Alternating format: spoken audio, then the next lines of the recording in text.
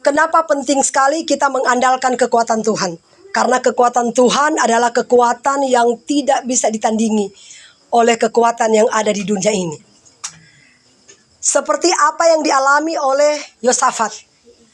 Satu ketika saudara, laskar yang besar, Bani Amon dan Bani Moab, dan sepasukan Meunim, mereka akan datang berperang melawan Yosafat. Saudara, ketika orang datang memberi kabar kepada Yosafat, Yosafat, laskar yang besar akan datang berperang melawan kita.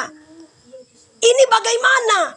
Kita ini bangsa yang kecil, sedangkan yang akan datang berperang melawan kita dua negara, terus ditambah lagi sepasukan Meunim. Ketika Yosafat mendengar hal ini, secara manusia pasti dia ada rasa takut.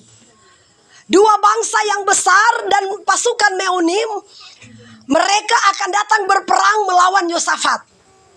Saudara, kira-kira keputusan apakah yang diambil oleh Yosafat? Firman Tuhan katakan ketika Yosafat mendengar hal itu, pertama-tama responnya rasa takut. Tetapi saudara, rasa takut itu dia cuma bisa bawa di dalam apa? Dia bilang, dia datang duduk di dalam hadirat Allah.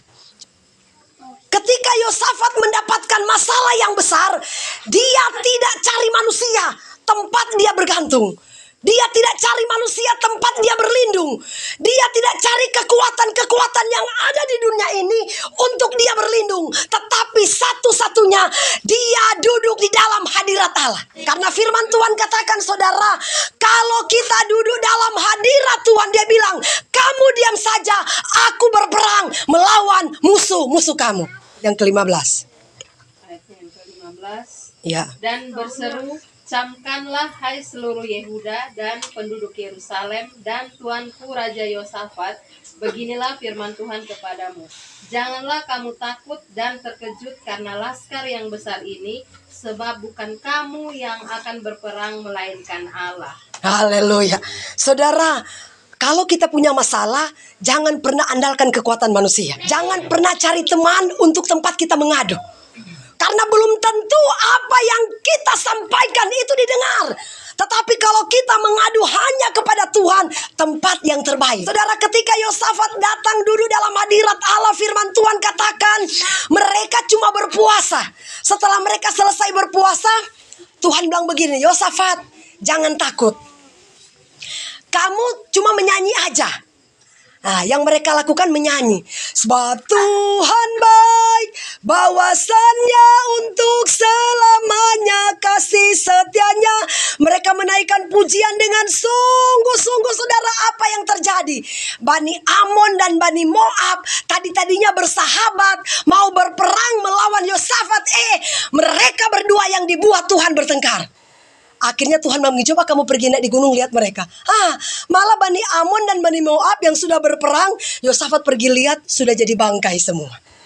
Haleluya. Ibu melawan, contoh Pak Idel dengan ini, tadinya ini berperang melawan ibu, Tuhan bisa buat ini berperang dengan ini, ibu tinggal diam saja.